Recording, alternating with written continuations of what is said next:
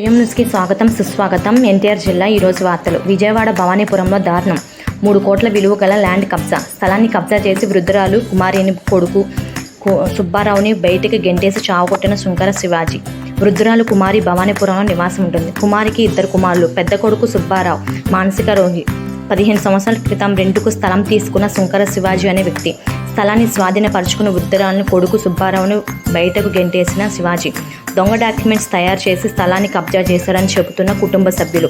బాధిత కుటుంబ సభ్యులు సిపి ఆఫీసుకు స్థానిక భవానీపురం పోలీస్ స్టేషన్ చుట్టూ తిరిగిన ఫలితం శూన్యమని చెబుతున్న కుటుంబ సభ్యులు.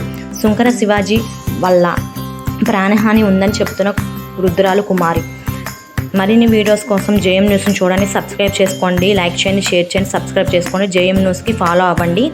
అందరూ లైక్ చేయండి, షేర్ చేయండి, సబ్స్క్రైబ్ చేసుకోండి. మరిన్ని వీడియోల కోసం జేఎం న్యూస్ అని చూడండి. అంతే అండి ఈరోజు వార్తలు అనేది. అంతే. బాయ్ బాయ్ అందరికీ.